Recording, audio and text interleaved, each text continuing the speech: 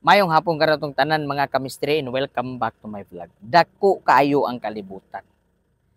Nganong kana ra magyud perminti sa imong bantayan. Pausahay manggod kita mga tao, mas daghan pabaya ang panalangin sa Ginoo nga ihatag sa ato kung dili lang gyud ta manghimantay. Mantayon kita sa atong mga isig ka tawo. Kung dako kay kalibutan, dako pa kag potential sa kalibutan. Tanawar gud na oh.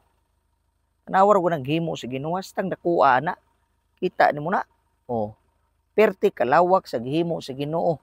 Unyang imong utok naka-focus lang ka sa usa ka tawo. Ayo sayang kayo nang imong kinabuhi nga gibuhi ka sa Dios para mahimo kang panalangin.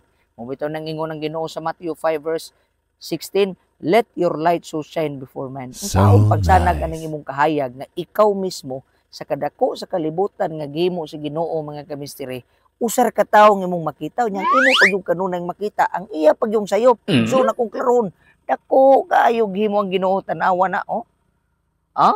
Tanawo nimo na perting dakwa sa gihimo sa Ginoo niya kanunay nimong makita ang sayop lang sa imong isig ka tawo. Ayaw ipakita ang imong kahayag pinaagi sa pag-appreciate sa imong usab sa imong silingan, pamilya, mama, papa, bisan pa kinsa mga tao nga nahimong palibot sa imong kinabuhi mayng hapon sa tanan.